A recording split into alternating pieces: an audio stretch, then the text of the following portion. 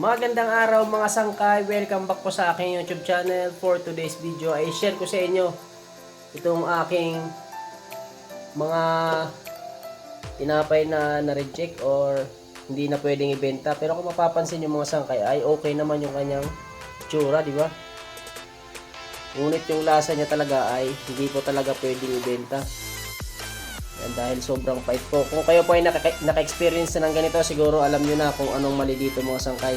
Pero sa mga baguhan pa lamang po ay panoorin nyo ang video na to, meron po kayong matututunan. So bakit nga ba hindi na pwedeng ibenta yung mga tinapay na ito? Dahil sobrang pait po. So bakit nga ba naging mapait? Dahil lamang po sa isang ingredients na aking nailagay na hindi tama. Yan. Sayang, napakarami, di ba?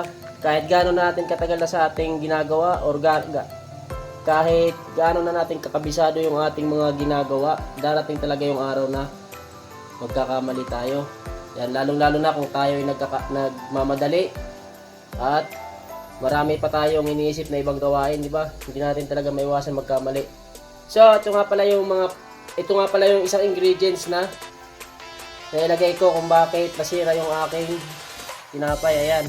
Sa halip nito yung aking ilagay na baking calumet, ay ito yung nailagay ko na baking soda. Ayan. Eh pangalan naman, di ba? Bakit nagkamali ng lagay? Ganito kasi yun mga sangkay. Bumili ako ng baking calumet.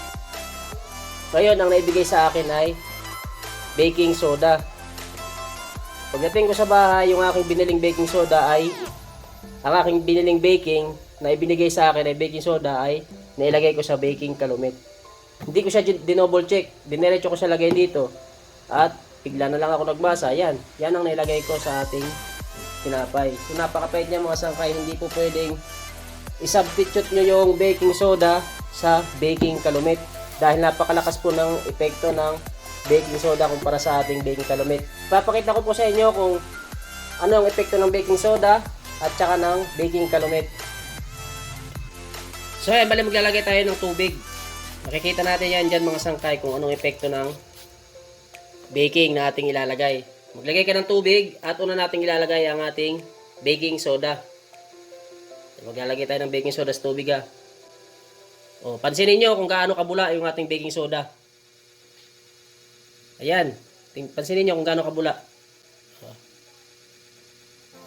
Diba? Napakalakas ng epekto ng baking soda. For example na lamang po, kung kayo ay gagawa ng 1 kilo, tapos maglalagay kayo ng 60 grams na baking calumet. 60 grams. Yun, okay yun, kasi baking calumet ang inyong gagamitin. Pero kung ito ang inyong mailalagay na baking soda, mapapansin nyo, hindi lang yata doble, triple pa yata ang epekto nito. Sobrang lakas oh.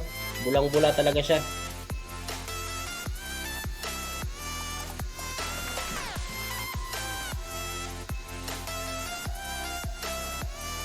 Next naman nating ipapakita mga sangkay ang ating baking calumet.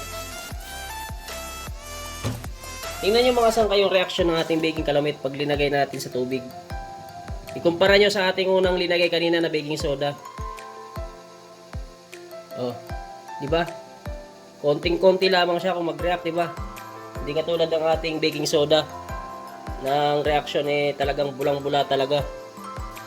O mapapansin niyo mga sangkay, di ba? Hindi katulad ng ating baking soda na talagang pag bumula eh grabe yung react niya sa paglinagay sa tubig, oh. Hindi katulad ng baking calumet na hindi siya gaanong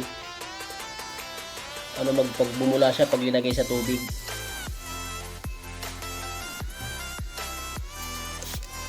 Yung baking calumet, yung baking soda kaya na eh talagang umuumbok talaga yung mga bula niya eh. Sobrang tapang. So yun mga sangkay, sana may natutunan kayo sa video na to, lalong-lalo na po sa ating mga magtatayo ng bakery or mga baguhan sa paggawa ng tinapay. Sana makatulong sa inyo yung ganitong ating video. Ugaliin nyo pong mag-check ng inyong ingredients, yung mga importanteng ingredients, kagaya ng mga ganito, para maiwasan po natin yung pagkasira or pagkalugi. Yan, sayang po yung ating pagod, puhunan, oras, di ba? Ginugol mo diyan kumpara dito ay segundo lamang ang iyong gagamitin dito na oras mga sangkay para lang may check yung ating ingredients. So bali lang mga sangkay, sana ay nakatulong sa inyong video na ito. Ang may papayo ko lamang po ay huwag magmamadali, ugaliin mag-check ng mga ingredients na inyong ilalagay. At huwag pang hinaan ng loob kung sakaling dumating sa punto na ganito ang mangyari sa inyo dahil ayan, maraming nasayang, di ba? Normal lang po yan dahil kasama po yan sa ating buhay, magkakamali tayo paminsan-minsan. So bali tuloy lang sa paggawa ng tinapay. Dahil sa bawat pagkakamali na ating nagawa ay ang importante meron tayong natutunan, di ba? O hanggang dito na lamang po yung aking video. Happy baking mga sangkay.